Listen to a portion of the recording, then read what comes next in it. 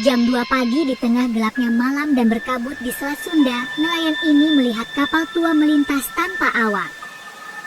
Dan 12 menit kemudian, kapal itu menghilang. Akan tetapi bukan itu yang membuat merinding.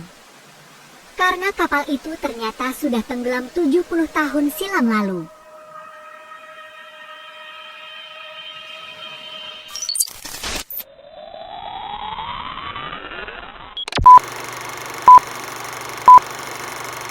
Selamat datang di channel Garehal 999. Saya bukan dukun, saya bukan juga pemburu hantu. Saya mencoba mengumpulkan data-data, rekaman, kesaksian, dan dokumen yang sudah 5 tahun saya kumpulkan tentang satu perihal misteri di Selat Sunda. Jadi sebelum itu jangan lupa like, komen, subscribe, dan share video ini agar kami lebih semangat lagi membuat konten tentang perihal misteri lainnya. Namanya kapal hantu, bukan legenda baru.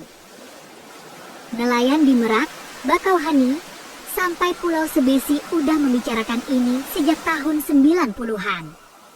Tapi baru 2 tahun lalu, rekaman pertama muncul. Gelap, goyang, tapi jelas. Ada kapal kayu besar, lampu minyak redup, melintas 200 meter dari perahu mereka. Tanpa suara mesin. Tanpa satu orang pun di dek. Yang aneh, setiap kali kapal itu muncul, kompas di perahu nelayan berputar liar. Radio mati. Dan 12 menit setelah kapal itu hilang di kabut, semua normal kembali. Kenapa 12 menit? Itu yang saya coba cari tahu.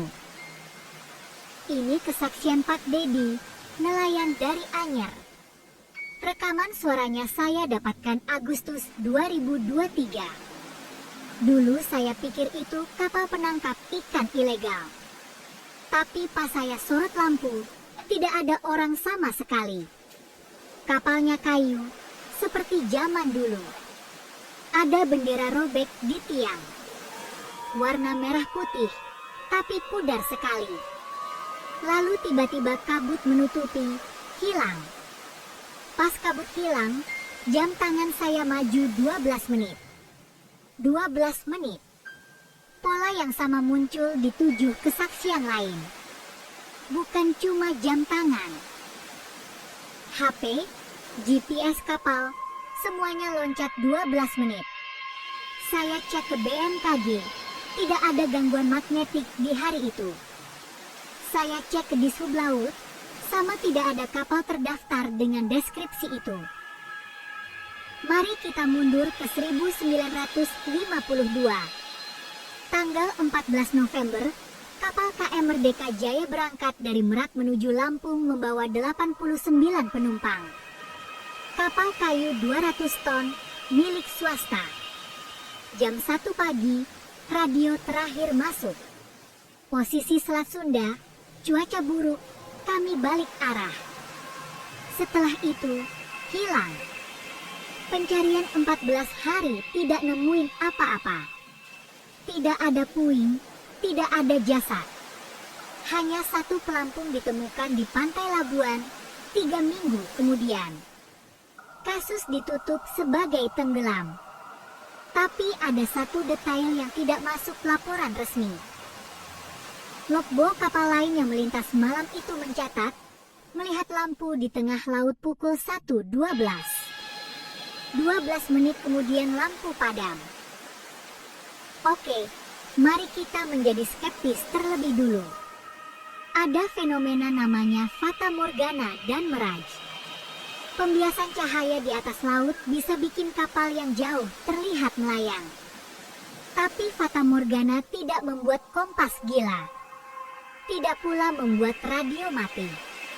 Dan tidak pula jam loncat 12 menit. Teori kedua, gas metana dari dasar laut. Selat Sunda aktif secara geologi.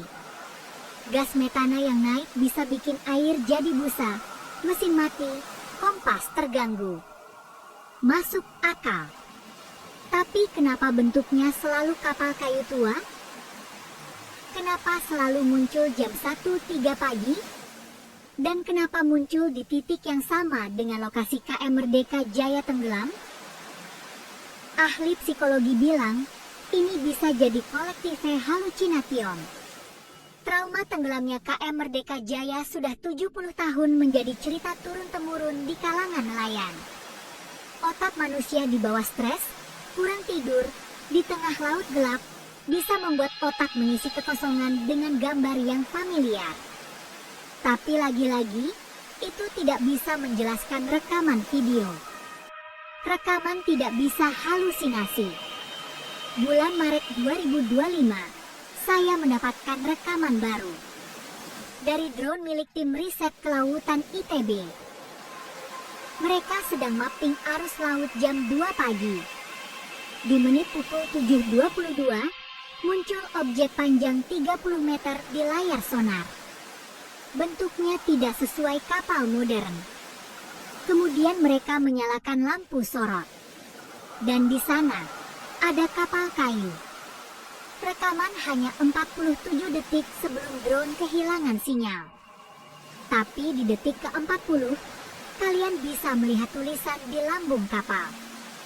Merdeka. Jadi apa itu sebenarnya? Kapal hantu? Sisa memori masa laut? Ataukah ada sesuatu di dasar Selat Sunda yang kita belum paham dan belum kita tahu? Yang jelas, 12 menit itu bukan angka acak. 12 menit setelah kapal itu muncul, semua kembali normal. Seolah waktu berhenti sejenak untuk kita lihat. Saya tidak punya jawaban. Tapi saya mempunyai pertanyaan buat kalian. Seumpama kalian ada di perahu itu malam itu, kalian bakal kabur atau kalian bakal nyorotkan lampu lebih terang? Tulis di komentar. Dan kalau kalian memiliki cerita serupa dari Selat Sunda atau tempat lain di Nusantara, kirim ke saya. Perihal misteri ini belum selesai.